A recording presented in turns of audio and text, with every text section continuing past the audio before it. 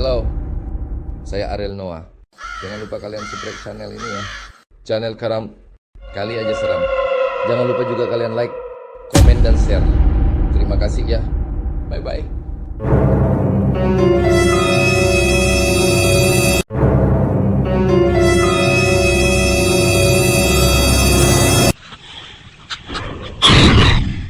Kali Aja Seram.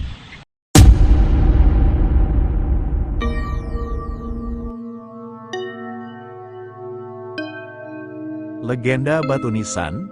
Di sebuah desa di daerah Sumatera yang dikelilingi hutan lebat, hidup sebuah legenda yang tak pernah berani dilupakan. Legenda itu tentang sebuah batu nisan yang tak pernah diam. Batu itu bukan sekadar penanda kubur, melainkan kutukan yang membawa kegelapan bagi siapapun yang menyentuhnya. Banyak yang menganggapnya hanya mitos, hingga suatu hari, batu itu benar-benar muncul, dan satu persatu orang mulai hilang. Cerita di atas dikirim oleh subscriber kita, Bang Adi dari Sumatera. Bagaimanakah kisahnya? Ikuti sampai habis ya. Jangan lupa subrek, like, dan komen. Markilai, mari kita mulai.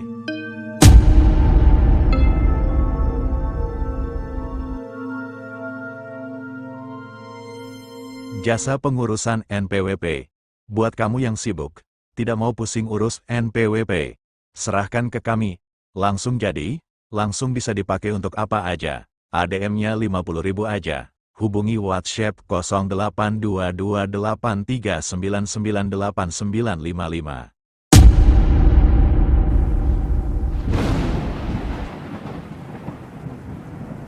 Legenda Batu Nisan. Ada seorang pria bernama Pak Rusdi yang bekerja sebagai penggali kubur. Meski pekerjaan itu menyeramkan bagi banyak orang, bagi Pak Rusdi, menggali kubur sudah jadi rutinitas biasa. Suatu hari, ia mendapat tugas menggali liang lahat untuk seorang warga desa yang baru saja meninggal. Saat sedang menggali, Pak Rusdi menyadari ada sesuatu yang aneh. Batu nisan dari kuburan di sebelahnya bergeser dari tempatnya semula. Ah, mungkin anjlok kena hujan, gumamnya. Namun, ketika ia mencoba menggeser batu nisan itu kembali ke posisi semula, ia merasa ada hawa dingin merayap di punggungnya. Ia tetap melanjutkan pekerjaannya, meskipun mulai merasa tidak nyaman. Malam harinya, Pak Rusdi terbangun oleh suara ketukan dari luar rumahnya. Tok, tok, tok. Dengan setengah mengantuk, ia membuka pintu. Namun, tidak ada siapapun di sana. Ketika ia kembali hendak menutup pintu, ia melihat sesuatu di jalan kecil menuju rumahnya. Batu nisan yang ia geser tadi berdiri tegak, seperti mengikuti dirinya. Pak Rusdi panik, namun berusaha berpikir logis. Ia meyakini bahwa mungkin seseorang sedang mengerjainya. Keesokan harinya, ia membawa batu nisan itu kembali ke kuburan. Saat menaruhnya, ia berdoa agar arwah pemiliknya tenang. Namun, malam berikutnya, suara ketukan itu kembali terdengar. Kali ini lebih keras. Tok, tok, tok. Ketika ia membuka pintu, batu nisan itu ada di depan rumahnya, berdiri tegak dengan tulisan yang baru. Rusdi bin Kasman, lahir 1970, wafat 2024. Pak Rusdi terdiam. Sebelumnya sempat berpikir lebih jauh. Pintu rumahnya tertutup dengan keras, dan semuanya menjadi gelap. Keesokan harinya, warga desa menemukan rumah Pak Rusdi kosong. Di halaman depan rumahnya, hanya ada satu batu nisan baru, tertancap di tanah. Warga desa mulai bertanya-tanya kemana Pak Rusdi pergi. Beberapa menduga ia pergi ke kota tanpa pamit, tetapi sebagian lainnya merasa ada yang tidak beres. Terlebih lagi, batu nisan baru yang muncul di depan rumahnya membawa suasana mencekam bagi penduduk desa. Siapa yang iseng pasang nisan di sini? Gumam Pak Raji, tetangga Pak Rusdi, sambil memeriksa tulisan di batu itu. Namun, saat menyentuh batu tersebut, hawa dingin menyeruak, membuat Pak Raji segera menarik tangannya. Malam itu, suara ketukan kembali terdengar. Kali ini dari rumah-rumah di sekitar. Beberapa warga mengaku mendengar langkah kaki berat di jalan, tetapi ketika mencoba melihat keluar, jalanan kosong. Kejadian semakin aneh ketika salah satu warga, Bu Minah, bermimpi didatangi sosok Pak Rusdi. Dalam mimpinya, Pak Rusdi berdiri di tepi kuburan dengan wajah pucat dan mata cekung, seolah ingin mengatakan sesuatu. Tetapi bibirnya terkunci rapat. Di belakangnya, batu nisan yang sama terus bergerak, mengikuti kemanapun ia pergi. Bu Minah terbangun dengan keringat dingin, ia menceritakan mimpinya kepada beberapa warga, dan mereka memutuskan untuk memeriksa makam tempat Pak Rusdi terakhir bekerja.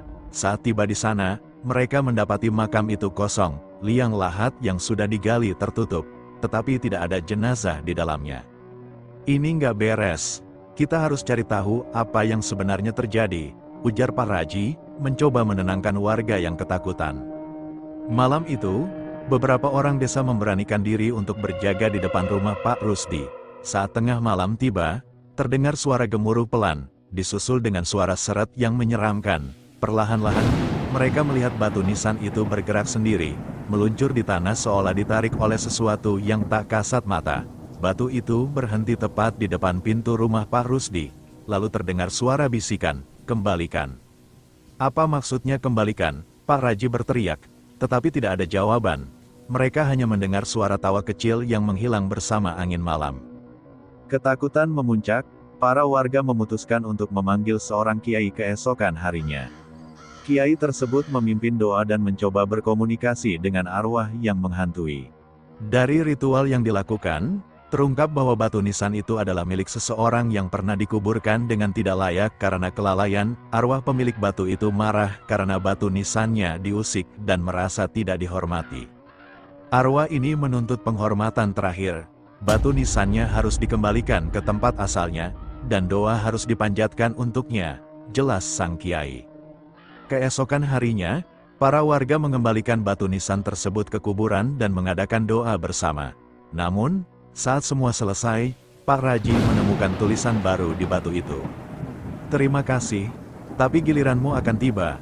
Sejak saat itu, tidak ada yang berani mendekati rumah Pak Rusdi lagi. Rumah itu dibiarkan kosong, sementara misteri tentang kepergian Pak Rusdi tetap menjadi cerita seram di desa kecil tersebut. Meski warga sudah mengembalikan batu nisan itu ke tempat asalnya, ketakutan masih menghantui mereka. Desa itu mulai sunyi saat malam, karena tidak ada yang berani keluar setelah gelap. Namun, cerita itu belum berakhir. Beberapa minggu kemudian, seorang pemuda bernama Dani, yang baru pindah ke desa, tidak percaya pada semua cerita horor itu. Baginya, kisah batu nisan yang hidup hanyalah dongeng untuk menakut-nakuti orang. Ia bahkan sengaja melewati rumah kosong Pak Rusdi setiap malam untuk membuktikan bahwa tidak ada apa-apa di sana. "Ah, cuma cerita basi, aku tidak takut," ujarnya sambil melempar batu ke arah halaman rumah itu. Tapi malam itu, Dani mendengar langkah kaki berat yang mengikuti di belakangnya. Ketika ia menoleh, ia melihat bayangan hitam berdiri di depan rumah Pak Rusdi. Sosok itu hanya diam, tetapi Dani merasa seperti diintai. Ia mempercepat langkahnya, namun suara langkah itu terus memburu. Tok, tok, tok, suaranya semakin keras, seperti ada sesuatu yang menyeret benda berat di belakangnya. Sesampainya di rumah, Dani menutup pintu dan mengunci rapat. Tapi rasa aman itu hanya sesaat. Di luar, suara ketukan pelan terdengar. Tok, tok, tok. Ia menahan napas, mencoba mengabaikannya. Namun, suara itu berubah menjadi dentuman keras, membuat pintu rumahnya hampir jebol. Dani memberanikan diri membuka pintu, dan di sana, di depan pintunya, berdiri batu nisan yang terkenal itu, dengan tulisan baru. Dani bin Sunario, lahir 1995, wafat 2024. Ketakutan membuatnya tak bisa bergerak. Saat ia mundur perlahan, tiba-tiba hawa dingin menyelimuti ruangan. Dani merasakan tangan dingin mencengkeram bahunya. Ia menoleh, dan di belakangnya berdiri sosok Pak Rusdi dengan mata kosong dan senyum mengerikan. "Giliranmu, Dani," bisik Pak Rusdi sebelum semuanya menjadi gelap. Tanda hubung, tanda hubung, tanda hubung. Keesokan harinya, warga menemukan rumah Dani dalam keadaan terkunci dari dalam. Namun, Dani tidak ada di sana. Di depan rumahnya, hanya ada batu nisan yang sama, dengan tulisan yang terus berubah sesuai nama korban berikutnya. Sejak itu, desa tersebut dikenal sebagai desa terkutuk, tempat di mana setiap orang harus berhati-hati menjaga apa yang tidak seharusnya mereka ganggu. Batu nisan itu masih ada, menunggu korban berikutnya. Sejak hilangnya Dani, suasana di desa semakin mencekam. Tak ada yang berani berbicara lantang, apalagi keluar rumah setelah senja. Batu nisan yang terus berpindah itu kini menjadi momok nyata. Warga yang penasaran mendapati tulisan di batu itu selalu berubah setiap beberapa malam, seolah memilih korban baru. Pak Raji, yang sebelumnya ikut memindahkan batu nisan itu, mulai merasa bahwa dirinya mungkin menjadi target selanjutnya. Malam-malamnya dihabiskan dengan membaca doa dan mendekatkan diri pada Tuhan. Namun, ketakutannya menjadi kenyataan ketika ia bermimpi buruk. Dalam mimpinya, ia melihat dirinya sendiri berdiri di tengah kuburan, dikelilingi batu nisan yang bergerak perlahan mendekatinya. Salah satu batu itu adalah batu nisan yang ia bantu pindahkan dulu. Ketika Pak Raji terbangun, ia mendapati udara di rumahnya begitu dingin. Ia merasa ada sesuatu yang mengawasi dari sudut gelap ruangan. Tidak lama kemudian, suara ketukan terdengar dari pintu depan. Tok, tok, tok. Ketukan itu berbeda kali ini, lebih pelan namun sangat memekakan telinga di keheningan malam. Pak Raji mengumpulkan keberanian untuk membuka pintu. Ketika ia membukanya, tidak ada siapapun di luar. Tetapi ketika ia menunduk, batu nisan itu sudah ada di sana, berdiri tegak dengan tulisan baru. Raji bin Abdul, lahir, 1965 wafat, 2024. Pak Raji mundur dengan tubuh gemetar. Ia tahu ini adalah akhir baginya. Ia mencoba melawan rasa takutnya, lalu mengambil palu dari dalam rumah. "Aku tidak akan menyerah begitu saja," teriaknya. Dengan sekuat tenaga, ia mencoba menghancurkan batu nisan itu. Namun, sekeras apapun ia memukul, batu itu tetap utuh, tanpa retak sedikit pun. Sebaliknya, setiap pukulan justru membuat suara tawa menyeramkan bergema di sekitarnya. Dalam kepanikannya, Pak Raji memutuskan untuk pergi ke rumah Kiai yang sebelumnya membantu. Ia berlari secepat mungkin, meski udara dingin malam menusuk tulangnya. Namun, semakin ia berlari, semakin terasa langkah kakinya berat, seperti ada sesuatu yang menariknya ke tanah. Saat ia hampir tiba di rumah Kiai, langkahnya terhenti. Di depannya, batu nisan itu kembali berdiri, lebih besar dari sebelumnya. Pak Raji jatuh berlutut, tak mampu melawan rasa takut yang melumpuhkannya. Perlahan-lahan, tanah di bawah kakinya merekah, dan tangan-tangan hitam mencengkeram tubuhnya, menariknya ke dalam tanah. Ia berteriak sekuat tenaga, namun suaranya hilang dalam kegelapan. Tanda hubung, tanda hubung, tanda hubung. Pagi harinya, warga menemukan jejak kaki Pak Raji yang berakhir di depan rumah Kiai. Tidak ada tanda-tanda tubuhnya, hanya tanah yang sedikit berlubang, seolah baru saja mengubur sesuatu. Batu nisan itu kini berdiri di sana, dengan tulisan yang sama, mengingatkan bahwa korban berikutnya akan datang. Ketika Kiai dan warga membaca doa untuk menenangkan arwah yang marah, batu nisan itu tiba-tiba bergerak sendiri, menghilang di tikungan jalan menuju desa. Semenjak itu, tidak ada yang tahu di mana batu nisan itu akan muncul lagi. Namun, desas-desus mengatakan, setiap desa yang didatangi oleh batu nisan tersebut selalu diikuti oleh hilangnya penduduk satu persatu. Apakah batu nisan itu akan berhenti? Atau hanya menunggu waktu untuk tiba di tempat Anda? Setelah batu nisan itu menghilang dari desa, warga merasa lega, meski ketakutan masih tersisa. Mereka mulai kembali menjalani kehidupan seperti biasa, tapi tetap waspada. Namun, cerita tentang batu nisan itu menyebar ke desa-desa lain, menjadi legenda yang diceritakan dengan nada berbisik. Beberapa bulan kemudian, di desa sebelah, seorang petani bernama Pak Joko menemukan sebuah batu besar yang berdiri tegak di ladangnya. Awalnya ia mengira itu hanyalah batu biasa yang terbawa banjir. Tapi saat ia mendekatinya, jantungnya berdegup kencang. Batu itu berbentuk seperti nisan, dengan tulisan samar yang belum ia pahami. Pak Joko tidak peduli dan memutuskan untuk memindahkan batu itu agar tidak menghalangi pekerjaannya. Ia menggunakan cangkul untuk menggali di sekitarnya, lalu meminta bantuan beberapa tetangga untuk menarik batu itu ke pinggir ladang. Setelah itu, ia melanjutkan pekerjaannya seperti biasa.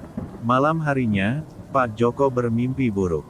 Dalam mimpinya, ladangnya berubah menjadi kuburan yang dipenuhi batu nisan. Ia mendengar suara langkah kaki berat mendekatinya, diiringi bisikan yang menggema. "Kamu tidak seharusnya mengusikku." Pak Joko terbangun dengan keringat dingin. Ketika ia menoleh ke jendela, ia melihat sesuatu yang membuatnya membeku. Batu nisan itu telah kembali, berdiri di tengah halaman rumahnya.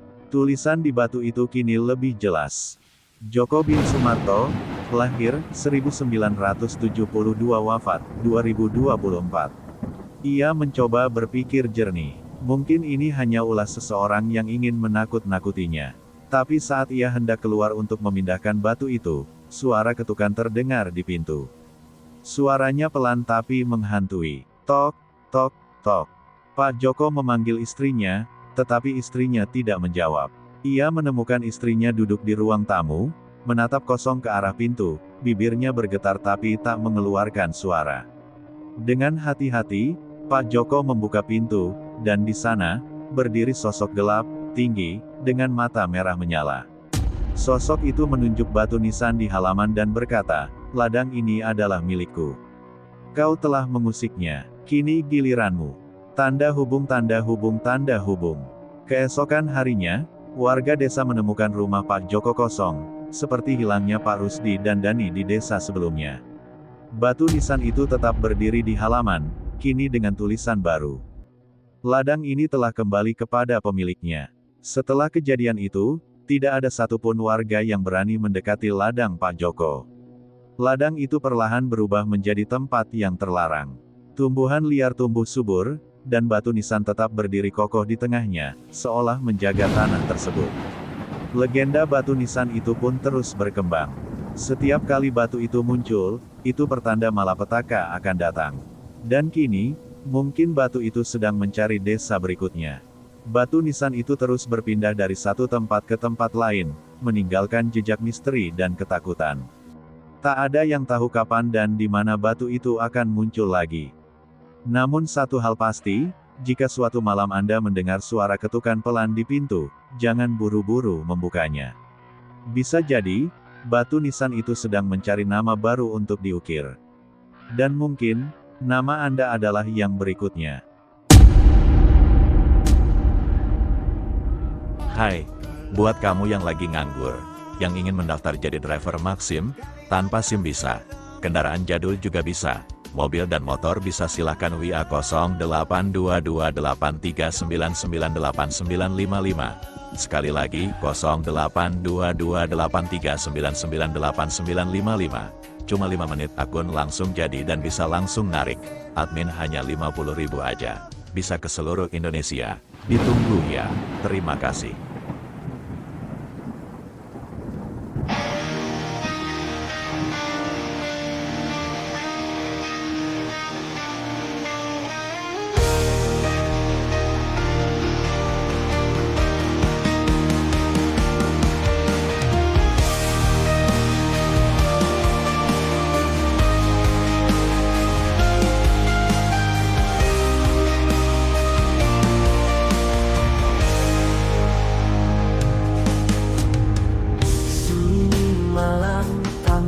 Suara angin dingin menyapa dari balik jendela kusam. Bayangan hitam melintas, hantu di dalam mimpi, mengintai tanpa henti. Malam ini aku tak sendiri, ada dia bayangan sepi. Ketika bulan sembunyi dalam gelap, ku tak bisa lari. Langkah berat menghantui di lorong sunyi yang tak bertepi. Hantu di dalam mimpi, mengintai tanpa henti. Malam ini aku tak sendiri, ada dia bayangan sepi.